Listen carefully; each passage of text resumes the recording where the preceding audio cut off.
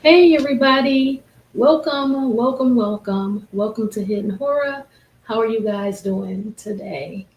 So today I'm here. I want to bring this case update and let you know what's going on with the Apalachee High School shooter, his father, Colin Gray. Mr. Gray, he recently went to court, and one of the things that was brought up, it was alleged that the search that law enforcement did on his home, his residence, was improper. However, the prosecutor, they have police body cam where Mr. Gray, without even being asked, he tells law enforcement that they are able to search, that there's nothing here, there's nothing to find. You're able to search the property. So let's discuss this, okay? This is interesting to me. So let's bring up Mr. Gray.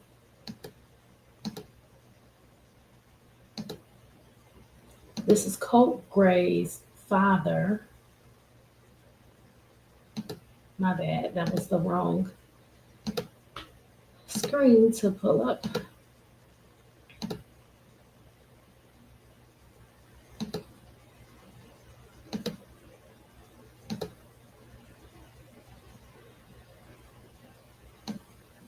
It's going to bring a picture of him up so you know who we're talking about here.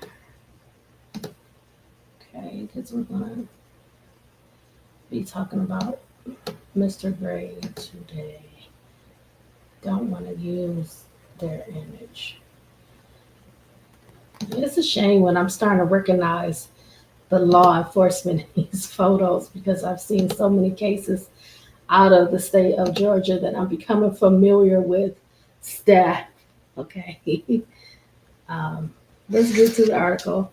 The article is on fox5atlanta.com. It's titled Apalachee High School Shooting. Lawyers claim search of father's home improper.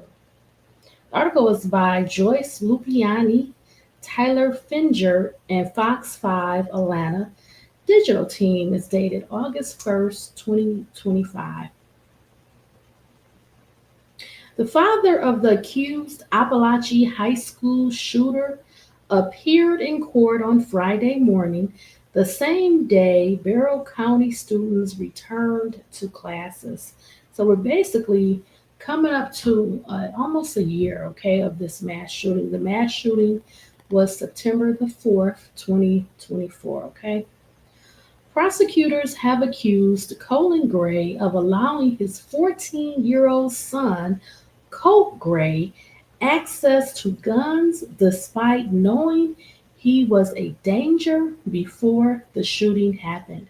Last month, his trial date was postponed over scheduling issues with his defense team.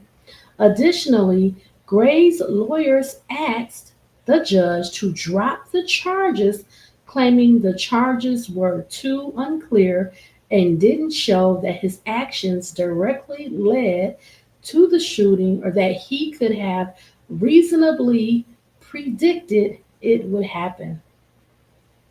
Colin Gray's defense team believes the search of his home right after the shooting at the Apalachee High School was improper, but prosecutors disagree.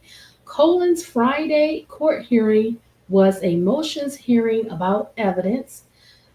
Parentheses, y'all can go. You don't need a search warrant. There ain't nothing in there to hide. Colin Gray can be heard saying on Barrow County Sheriff's Office body cam video. Prosecutors played this body camera clip for Barrow County Chief Superior Court Judge Nicholas Prim, which they say shows Colin's unprompted agreement of a search right after the shooting, even before a search warrant was approved for his property. No questions were asked, and then the defendant, unprompted, unsolicited, made a statement, said Barrow County District Attorney Brad Smith. The defense has a different take and says Colin's statements on body camera were not voluntary. That sounds pretty voluntary, to be honest, but okay. He was under the belief that he was not free to go, that he was not free to use his phone, that he had been escorted from his home, moved to the outskirts of the property, away from the home, said Brian Hobbs, Colin Gray's attorney. And see, this is my thing, right? Your son, Colt Gray, he commits this very violent mass shooting at his high school. In real time, law enforcement is trying to secure this community, make it safe, make sure there's nothing else going. There's no other threats. There's no other potential weapons somewhere. There's not multiple actors. And, you know, at a basic minimum, they want to make sure that there is the safety at the home where he was, okay, where he lived. Um, come on, give me a break. But let's continue.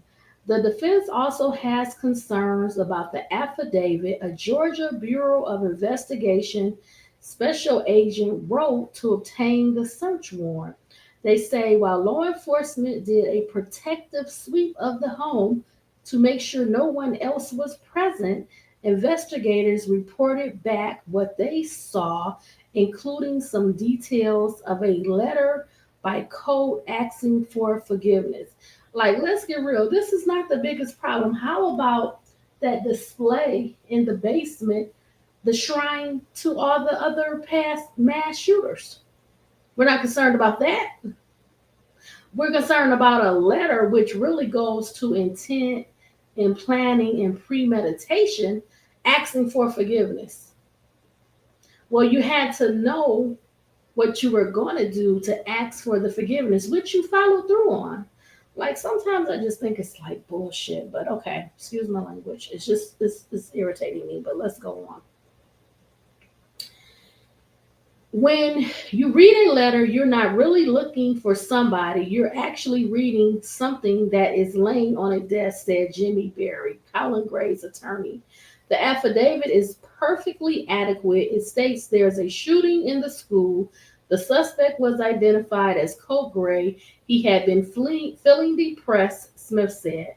Prosecutors also played a portion of an interview with investigators from the day after the shooting. Following that interview, Colin was arrested. Prosecutors also played a second video clip from the following day showing the beginning of Colin Gray's interview with investigators. In that clip, an officer noted that Colt Gray had already explained what happened. So that means he's basically admitting to the mass shooting by explaining what happened. Like, how are you pleading not guilty? Anyway, the interview reportedly lasted between 1 and 2 hours and ended with Colin Gray's arrest. Although Colin Gray told deputies they did not need a warrant, prosecutors said the Georgia Bureau of Investigation ultimately secured a formal search warrant before executing the search of the home. So if they received and obtained a formal search warrant before they executed the search of the home, what is the issue? What is the issue? And it sounds like the letter may have been in plain sight, visible to anybody. Not like they opened up drawers and went through closets, things like that. But they may have had to make sure that there were no weapons, because you can put a weapon under a bed, under a mattress, hide it in places. Let's continue. Notable examples include the 2021 Oxford, Michigan case, where James and Jennifer Crumbley were sentenced to 10 to 15 years in prison after their son killed 4 classmates. They were the first parents to be charged after their child committed a mass shooting. So you guys know, we know this case very well. We have a whole playlist on the Hidden Horror YouTube channel, and you can check it out. Both James and Jennifer Crumbley parents to Ethan Crumbley, they both were convicted. Very similar situation where they purchased their son, a early Christmas present gun, and then he used that to commit a mass shooting at his high school where four peers were murdered, tragically murdered. Let's continue. Robert Cremo Jr., father of the July 4th, 2022 Highland Park Parade mass shooter, pled guilty to 7 counts of reckless conduct. Additionally, Deja Taylor, mother of a 6-year-old who shot his teacher in January 2023, was sentenced to 2 years in prison for felony child neglect in connection to the shooting. Okay, let's continue. A 14-year-old student, this is the backstory. Colin Gray opened fire at Apalachee High School in Winder on September 4th, 2024, killing 4 people and injuring 9 others. Among the victims were 2 students and 2 teachers. Gray used a semi-automatic rifle and began shooting after being denied re-entry into his classroom, thanks to quick action by teachers using newly issued panic button IDs and a rapid police response. Gray was apprehended without incident.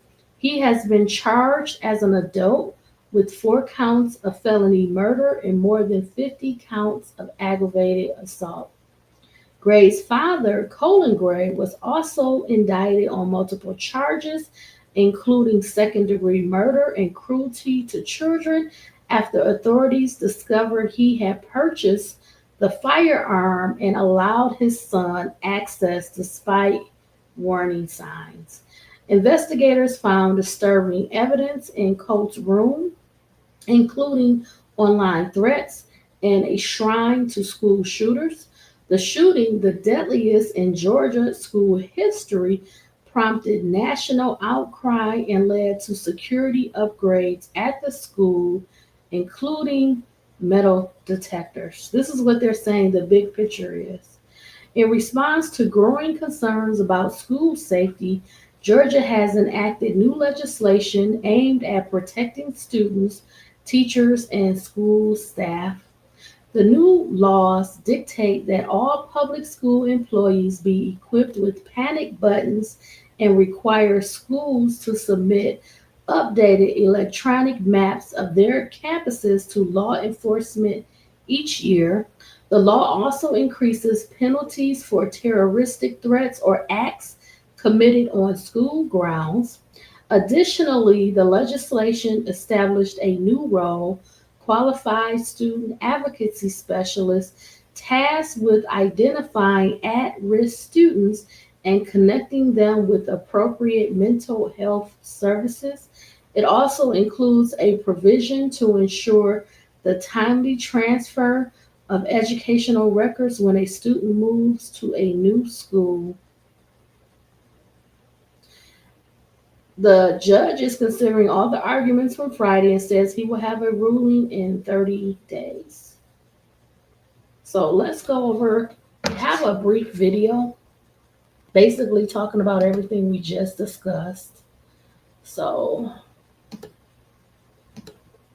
let me share that video with you. It's about 2.5 minutes long. The video is titled "Father of Accused Apalachee High School Shooter Back in Court." This is Fox 5 Atlanta. Let's start now. The father of the accused Apalachee High School shooter was back in a Barrow County courtroom today, just days after his September trial was postponed. It came on the same day Apalachee High School students returned to campus for a new school year. Fox 5's Tyler Finger is live in Barrow County with details on what happened in court. Tyler? Yeah, Courtney, good evening to you. Today was a motions hearing about evidence. Colin Gray's defense team believes the search of his home immediately after the Apalachee High School shooting was improper, but prosecutors disagree. On the same day, Apalachee High School students returned to the classroom for the new school year. The father of Colin Gray, the teen who allegedly shot up the school last year, was in court. The topic, the search of his home, as well as statements he made. If you just need, okay, y'all can go. You don't need a search warrant. There ain't nothing there to hide. Prosecutors played this body camera clip for Barrow County Chief Superior Court Judge Nicholas Prim, which they say shows Colin's unprompted agreement of a search right after the shooting, even before a search warrant was approved for his property.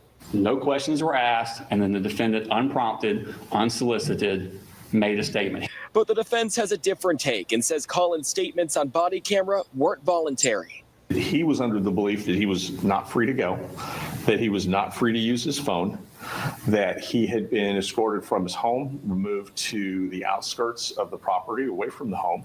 The defense also has concerns about the affidavit a Georgia Bureau of Investigation special agent wrote to obtain the search warrant. They say while law enforcement did a protective sweep of the home to make sure no one else was present, investigators reported back what they saw, including some details of a letter by Colt asking for forgiveness. When you read a letter, you're not really looking for somebody, you're actually reading something that's laying on the desk. But the affidavit is perfectly adequate. It states there's a shooting at the school. The suspect was identified as Colin Gray. He had been feeling depressed. Prosecutors also played a portion of an interview Colin did with investigators the day after the shooting. Immediately after that interview, the detective said that Colin was arrested. Meantime, the judge says that he'll take into consideration all of the arguments today and have a ruling within 30 days. We are live in Barrow County tonight. Tyler Fingert. Okay, so I just wanted you to know that I know the trial is kind of postponed because Mr. Gray's defense team, they have other trials ongoing, so they're going to push this back a little bit. But I think we just need to keep watching, keep following the developments, and I'll bring you an update, okay? Thank you for spending this time with me. I really, really appreciate it. I want you to stay safe, stay smart, stay savvy. Be well, all my friends. Bye, everybody.